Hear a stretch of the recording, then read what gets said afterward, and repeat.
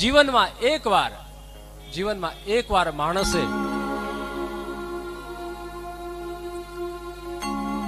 શિવલિંગ નિર્માણ કરવું જોઈએ.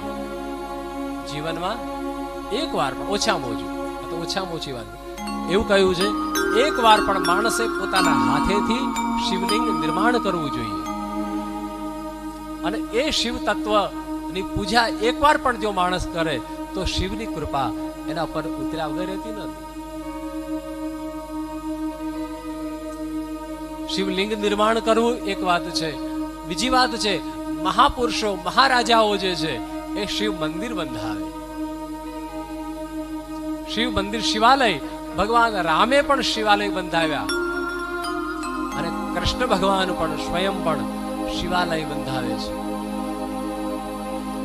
શિવાલયમાં આપેલું ધન એ અજર અમર ધન કહેવામાં આવે, એને અખૂટ ભંડાર કહેવામાં આવે, એને અક્ષય પાત્ર કહેવામાં આવે. એ પુણ્ય ક્યારેય ખાલી થતું નથી. પુણ્ય એવું કહેવાય છે, પુણ્ય રૂપિયા જેવું છે. જેમ રૂપિયા આપણી પાસે કોઈ 5 લાખ રૂપિયા આપ્યા હોય તો સમય જતા 5 લાખ ધીમે ધીમે વપરાઈ જાય આપણી પાસે, પછી ઝીરો બેલેન્સ થઈ જાય. એમ પુણ્યના ભંડાર, એમ કહેવાય છે પુણ્ય સુખ ભોગવતા ભોગવતા પુણ્યનો ભંડાર પણ ખાલી થઈ જાય.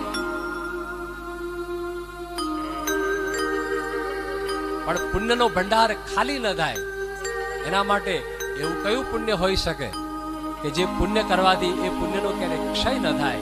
અને એ પુણ્ય છે શિવાલય નિર્માણ કરવાનું મહાપુણ્ય, અક્ષય પુણ્ય કહેવામાં આવે. શિવાલય નિર્માણ થતું હોય અને એ નિર્માણ થતું હોય અને એ નિમિત્તે કોઈ પણ કાર્યની અંદર તમે અત્યારે દાન લખાવી રહ્યા છો અને એના નિર્માણમાં જ્યારે સહભાગી થઈ રહ્યા છો એને કહેવાય અક્ષય પુણ્ય. કારણ કે શિવ એ પરિપૂર્ણ છે અને પૂર્ણમદઃ પૂર્ણમિદં પૂર્ણાચ પૂર્ણમુદચ્યતે પૂર્ણસ્ય પૂર્ણમાદાય પૂર્ણમેવા વશિષ્યતે.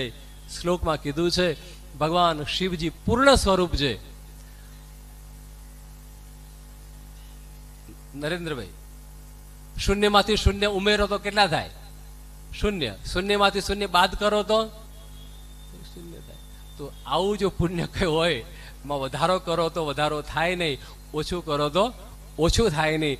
એવું કોઈ મહાપુણ્યનો જો ભાગીદાર હોય તો એ મહાપુણ્ય શિવની પૂજા, શિવનું મંદિર નિર્માણ, શિવનો પ્રચાર, આ તમે જે કથા કરાવી રહ્યા છો એ શિવ નામનો પ્રચાર કરી રહ્યા છો તમે લોકો યજમાનો. હર હર.